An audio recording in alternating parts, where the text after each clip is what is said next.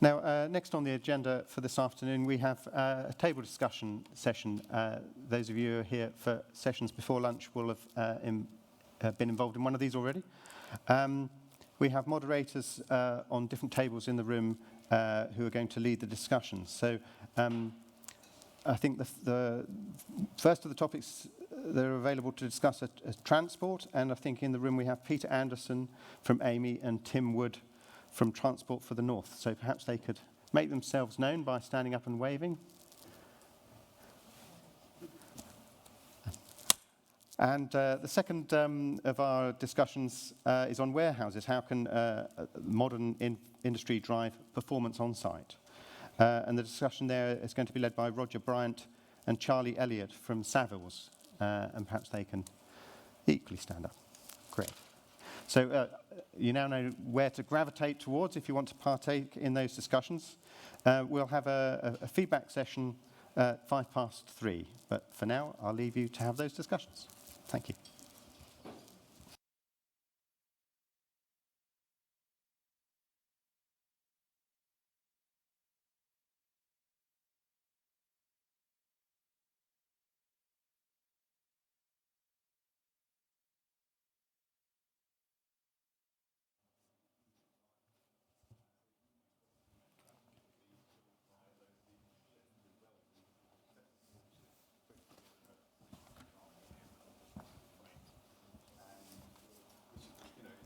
Well, I'm sorry, everyone. My job now is to interrupt your discussions, having encouraged you to have fruitful discussions. It's now my job to tell you to stop.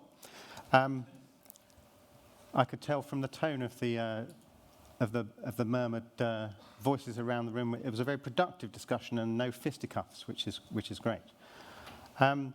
We have 10 minutes now to share lessons learned from these discussions.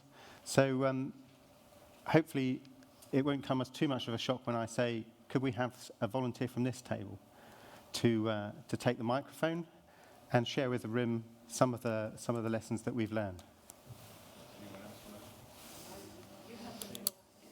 Thank you. Hi there. So I think we had quite a good discussion about the shed market as around.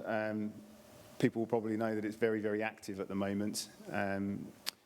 Our clients, where we're delivering sheds, need program certainty. That's quite hard to give them at the moment. Productivity on site is part of that.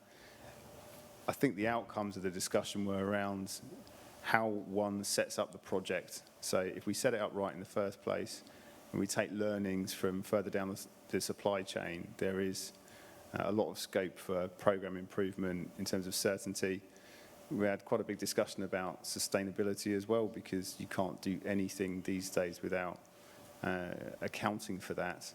And ultimately, productivity on site is going to be measured in terms of carbon as well as sort of social impact, etc. as well. So, yeah, quite a good conversation. I think quite a broad range of opinions and sort of places in the supply chain around the table. So yeah, it was quite an informed discussion, I thought. Thank you. Is there anybody else on the table who'd like to volunteer to say a few words about what you discussed? I guess not. Thank you. And we'll move across to the slightly more populated table that was discussing transport. So there's many volunteers here, but perhaps. Thanks, Lem. We had a really, really good debate, and I think people's views were really sort of taken on board. So we start off with safety, first of all. We looked about a possible change in the way projects may be delivered going forward in the future. So really building that safety case into those early on. Just as a general thing, we feel quite safe in our cars. So why would we want to use sort of public transport? That was a big question mark for us around that sort of personal choice piece. But with passenger services as they must be down here in the southeast, not as crowded now, sort of post-pandemic. But just a couple of stats that you think might be quite interesting. So in 2020 survey found that 83% of construction workers have had a mental health issue and male construction workers are 3 to 4 times more likely to commit suicide than the average male out there.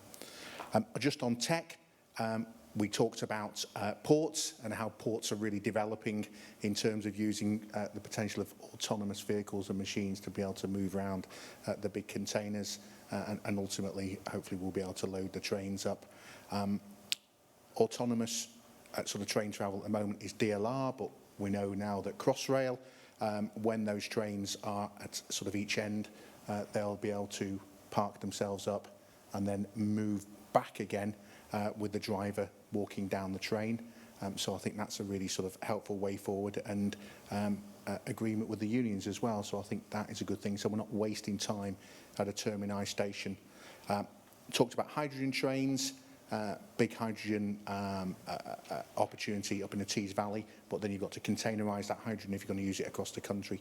Digital railway, bringing that in and through, so we know more gates going in over Christmas. So if that's successful, we'll see Network Rail hopefully roll out digital railway over the next number of decades. And then just as people, smart ticketing, of course, tap in, tap out across the country makes it so much easier, because there's certain stations we can't get tickets and we can't then of course use the trains. And I think then drone technology coming along, more robotics, so we know that a robot can lay bricks 5 times faster than a human being, so hopefully we'll see robots laying track 5 times quicker than a human being. And my colleague from Network Rail can see his 11 miles in Oakhampton laid in 3 months as opposed to 8 months. That would be really good. And then around the carbon piece, we talked about, again, hydrogen trains, electric trains. So electric train produces just 1% greenhouse gases versus fossil fuel sort of burning vehicles around about 24%. And thinking about the rolling stock and repurposing some of the rolling stocks, outcomes of diesel engine, maybe on Class 66s, and back in with battery technology there. And that clean air strategy, and how actually government really grabs this and says, okay, the strategy for achieving near net zero will be a range of things that we can implement. So we look at tier ones, and then we look at the supply chain that work underneath them, and how holistically we can all take responsibility to get to that near zero by 2050. Did you discuss the integrated rail plan by any chance? No, we didn't. But I'm happy to discuss it. Well, I was going to say, it was a very well-mannered discussion, so perhaps it wouldn't have been if you'd have. Anybody else from this group want to make a point that hasn't been made already? No? Well, thank you very much for sharing. And as I said, it looked like very interesting and productive discussions.